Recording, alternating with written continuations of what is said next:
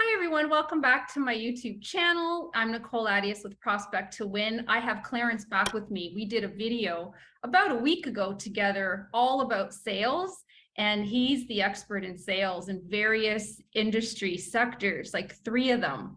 What are those 3? Cars, HVAC systems, and today real estate. Am I right? Got all 3. Okay, so we want to get into cold calling and what we found, or what you're finding, what I'm finding. It's the crazy stuff out there, when we're talking to customers or robots, should I say? Definitely. I'd say lately, my experience with cold calling or receiving cold calls, I'll say it from both sides. I've done calls out, and it was as simple as, here's a list of prospects, past customers, clients. Call them and just be a touch from, the dealership, and tell them your name, ask them about their, how their vehicle is, yada, yada, yada. Simple. And the effect was that it could have been, a flat no, like, not interested. I sold that thing 5 years ago, blah, blah, blah, I wrote it off, blah, blah, blah. Or sometimes you got it that they came in maybe a month, 2 months later, and you planted a seed perhaps. So I found it like something I liked doing, and I got comfortable. Like, it was really good practice of just talking to a lot of people, because it's exhausting to talk to like 100 people in person, but you can do it on a phone. So you get like volume and you get lots of interactions. It's not the same as face to face, but it's about as good as we have. So that was out. And then I get calls now all the time, and they're all like robotic now. Like, it's almost like I haven't had a salesperson actually call me. I feel like you have something that you're offering that keep doing it, because now I think that industry's now, everything's like a robot calling you. It'll either be a pre-recorded little blurb and then they'll patch in the salesperson, or it'll dial out like robo-dial, and then you'll answer. Robo-dial? Did you say robo-dial? Yeah, or I don't know, isn't that what they call it, robo-dialing? I have no idea. I've never heard that computer one. dialing, I don't know. It's just Okay. a ring, you answer the phone, and then there's that like awkward pause for 5 seconds, and then they're talking to you, but then you're already like, you don't even know who you're talking to. So it's like super, you're already at odds. You know what I mean? Like, it's already just starting off poorly, because the person that actually patches in doesn't know that I'm Clarence, anything about me at all.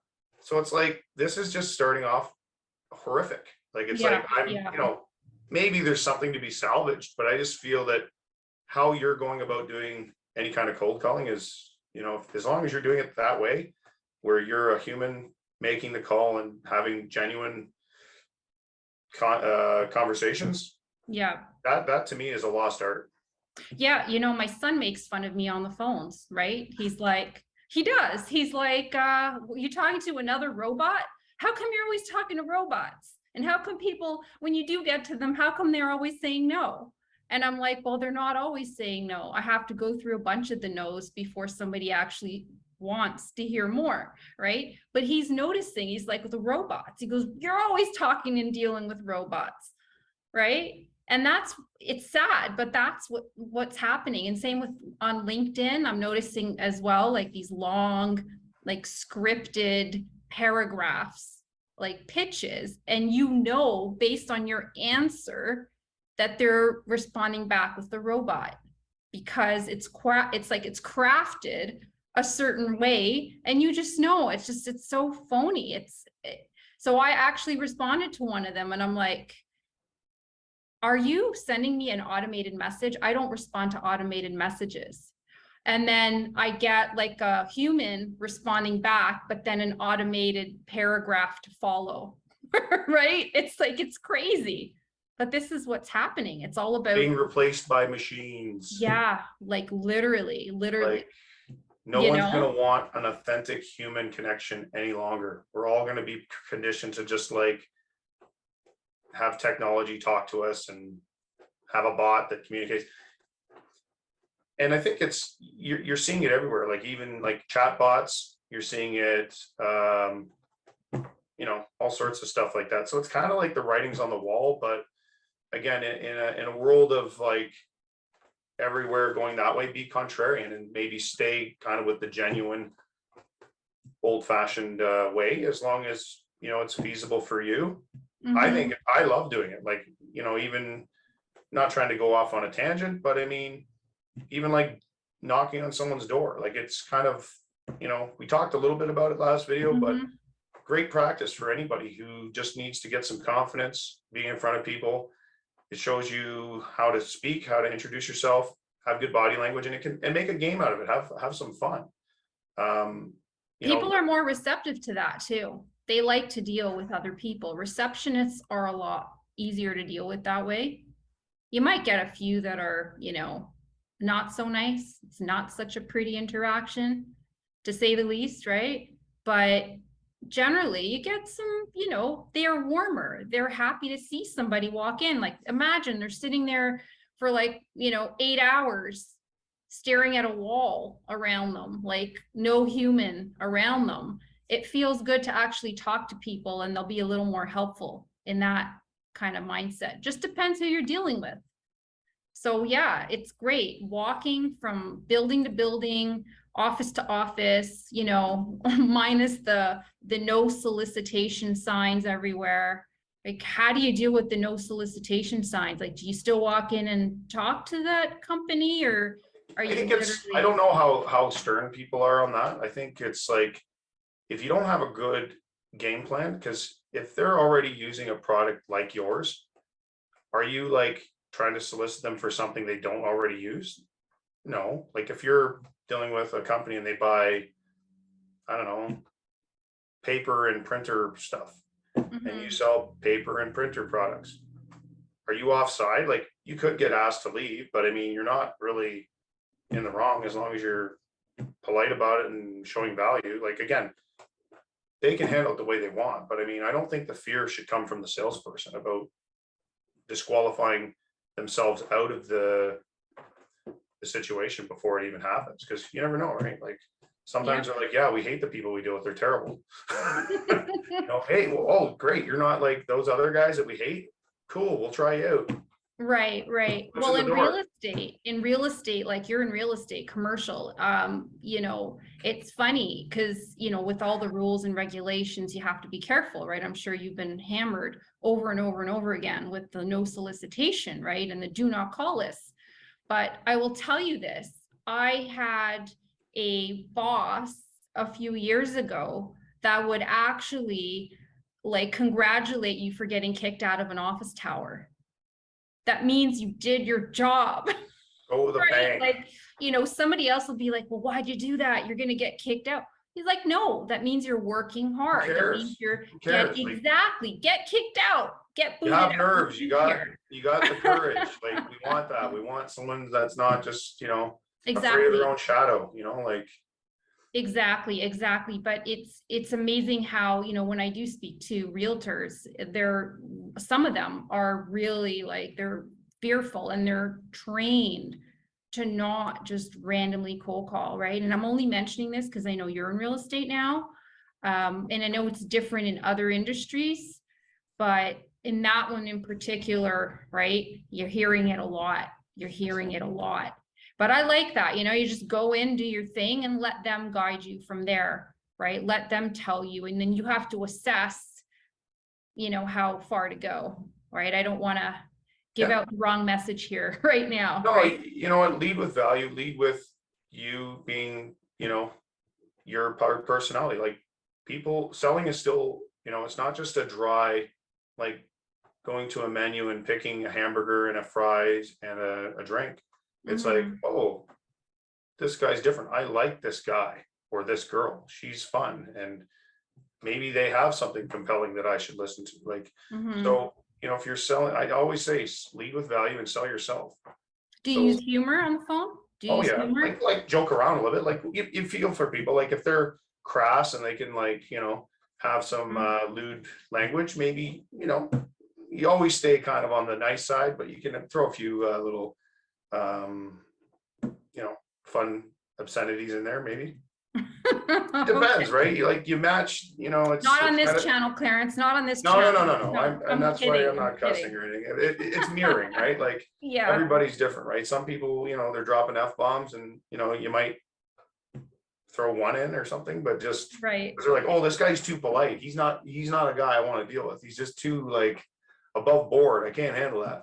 Yeah, two square. Well, it's all Exactly. about like matching personalities too, right? I mean, this is how I see it, right? Always be a little more, I find it's in business in general to be slightly more reserved than Oh, the 100%. people you're dealing with, just slightly, Yeah. right? Let them call you whatever names they want, but Yeah. just, be slightly more, right? But also like what you just said, personality types.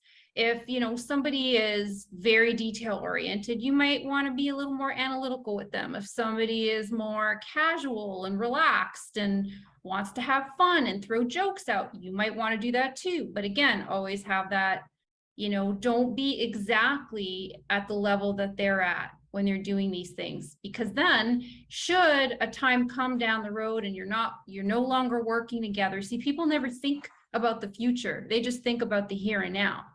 If somehow you're remembered a certain way, well, guess what? People are going to talk about you that way too, right? I don't know. That's just me. I mean, maybe that's my analytical side, but that's how I look at it. I think you're right. I think view it from like a longevity thing where that you may or may not be doing this 5 years from now. And maybe these people had really positive interactions with you. You served your purpose at the time. You were a great sales rep in this area. You've moved on. Maybe they have somebody already doing what you now do, but you can introduce yourself back into their circle and say, hey, John, it's Clarence. We used to work together. Remind them a little bit of who you are, because people's memory are maybe not the best, but you can go down that road. And then once they get that aha moment, then it's like, yeah, I had that, I remember we had a lot of fun. Like, I remember laughing out loud a lot and blah, blah, blah, blah, blah. And then it's like, you want to nurture that friendship or, well, relationship, call it that. And people want to just have a little bit of color in a life that's black, white, and gray, right? So if you can be that for them along the while, giving them what they want, like if you figure out if you can help people get what they want, then that's how you can get your proposition perhaps looked at above someone else's, because your proposition, your solution, your product, yourself, you're helping them get what they want, and you instill trust, belief, and conviction in that. And if they believe that you're the person, there's a high probability that you'll probably get their business. Yep. And I like what you said, reaching out to old connections, reacquainting with them. And not only that, like when people leave an organization, right? And let's say a new VP of sales starts, or a VP of marketing, or whatever, okay, whatever job title you are trying to, whatever decision maker you're trying to connect with, right? When you hear the buzzwords, oh, I'm just getting adapted to my new role, can you call me next week? Oh, I'm just learning my new role. When they say stuff like that to you over the phones, to me, that's an in. That is an in. And I've noticed that every single time. Why? Because those individuals want to know what's going on out there. They are more receptive to cold callers. They are going to be nice to Clarence and Nicole, okay? They're going to be nice to you. They're not going to be like, well, what do you want? Like none of that. Make them look good. This is something I found anyway. Yeah, if you can make them look good so they don't look like they're scrambling and trying to gather their thoughts all the time. Like they're like, oh yeah, you're the vendor that we used over here, and that person's no longer with the company and now you're calling again. We used you a year ago for this. Hey, great. Like, oh, this is how you guys did it. Okay, great. So you're already like providing instant value, and they're not like having to like scour up and down, left and right for, the solution that they need. You're that, established, you have a history and a track record, and you're credible because again, the history says that. I think it's almost a done deal, I think. Yeah, yeah, exactly. So So what else? Any closing comments? I don't know, just always try to, morale is a big thing, I think. Like, if you're sitting in front of a phone or knocking doors, have just a real fun attitude, like don't get demoralized, don't get like down on, oh, this door, it didn't go well. It's like, you know what, you did what you were supposed to do. How someone received it, that's on them. It's called, this is a me problem and that's a you problem. Mhm. Don't own someone else's, negativity. Bad day, or, maybe. yeah, negativity or, the bad day that they already had doesn't have to be yours. Like you go about your day and lead with value, have a personality, listen to the client, solve problems, and make them look good. If you're calling someone and say, what, I'm going to save you this much money on this thing that you're already buying, and it's going to be better A, B, C, and D, and this means A, B, C, and D. Like, I don't know, bean counters like saving money. I'll take E. I'm kidding. I'm just being difficult. I gotta put an option E in for you because I'm just being difficult. Oh, come on. Oh. Anyway. Thanks, Clarence. All right. Speak later. Yep. Thanks so much.